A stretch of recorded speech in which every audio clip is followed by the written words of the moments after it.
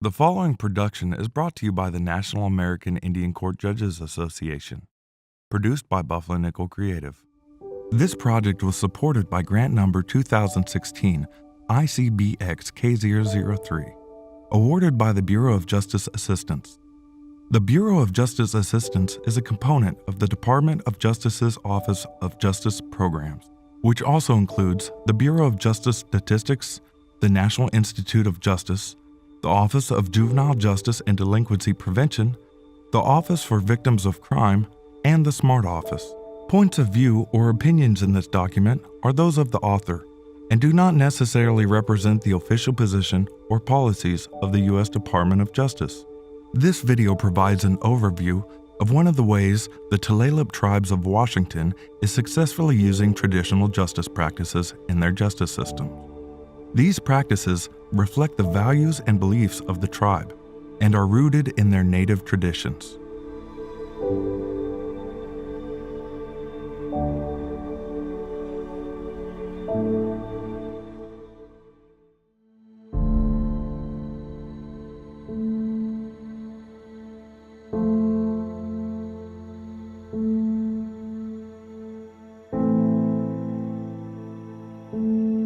Over the last 10 years, the number of heroin-related cases we've had in this court have sort of exploded. And then if you also look at the death rates for Tulalip specifically, Tulalip has members dying from overdose at a rate that's, multiples, even in the overall, with the overall rise of opiates. Tulalip's number of deaths to overdose are exponentially higher than the state of Washington generally. So the goals are to really deal with the people in our court that are the highest need and also the highest risk to themselves and the community. We tried dealing with it in the usual way with our regular court, but it didn't really match up because so many people were becoming homeless, so many people were disengaging, and we weren't able to keep track of them in our normal probation system. So we moved to the healing to wellness model to try to have longer term engagement, more frequent engagement, really individualized treatment for them, not just giving them a list of things they had to do and sending them on their way, but actually staffing them and case managing them and working with them and giving them somebody to call. But at the same time, it's an unreasonable expectation that they're just going to be able to quit cold turkey, right? Just walk away from it and be able to follow every order that I give them. So it's really a balancing of trying to work with them and encouraging them to get the medical help that they need so that they don't do the criminal acts that accompany addiction. Why we wanted a wellness court is to really get people back to where they can be back in their community and contribute to their community in a positive way. So we're looking at not just the drug and alcohol treatment that you may need, but also your emotional wellness, your spiritual wellness, and it's much more culturally focused. But participants need to learn very quickly that honesty and consistency and personal accountability are kind of the focus. And so it's highly structured. It's a highly structured program. They've got a lot of things they have to do. In our program, we have 5 stages, and they have to complete each stage to be able to get to graduation. Each stage we have a little bit different to help them progress. So on the first stage, they have to have a physical and a dental exam. And then in stage 2, we start looking at what their goals are, whether they have a high school diploma or GED. We don't require our clients to get a high school diploma or GED. Instead, we look at job skills.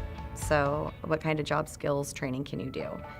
What will be beneficial for you? Stage 3, they start working on their life skills. So we require them to do 30 hours of life skills. And then stage 4 is when they start working on their community give back. So they have 40 hours of community give back that they have to do. We don't charge a fee for wellness court. And when you have someone who's already in addiction and they don't have money and they're trying to stay clean and sober, how do they pay for that? So we thought having them do 40 hours of giving back to their community was payment in itself. Stage 5, they have to complete their give back hours, They have to complete the assignment with their treatment provider.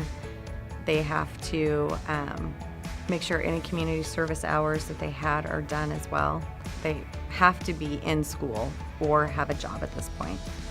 And then if they've completed all that, after that 120 days, they can go to their graduation and commencement ceremony. And one of the things is we just implemented, we have the elders panel, and we were trying to figure out a way for the elders panel to be more involved with wellness court. Kids that are in trouble, or people first time in trouble, being at the wrong place at the wrong time, you know, they get punished. And we could say, let's give them a chance. Most of the ones that come in don't have any grandfathers and grandmothers, and we play that role here. We had so many elders out here that was willing to share their support as a grandmother or grandfather and the love they had for our people, young people, to be able to get them successful. So we just try to give them some advice each one of us have, you know, so it isn't just one of us. So we got 7 of us on here on this committee that I really appreciate, gives good advice to the ones on some of the culture they need to work on. They'll help them get past some of the things they're going through. We're not here to downbeat them, we're here to lift them up, because they're out there on their own and nobody guide them. So we try to help them. In the traditional court, your sanction normally is jail time. So when you do something wrong, you get thrown in jail. Jail doesn't do anything. They hate it in the beginning. At the end, it's not that they don't hate it, but they're used to it. And so it becomes an environment that they learn the ins and outs of how to survive in it.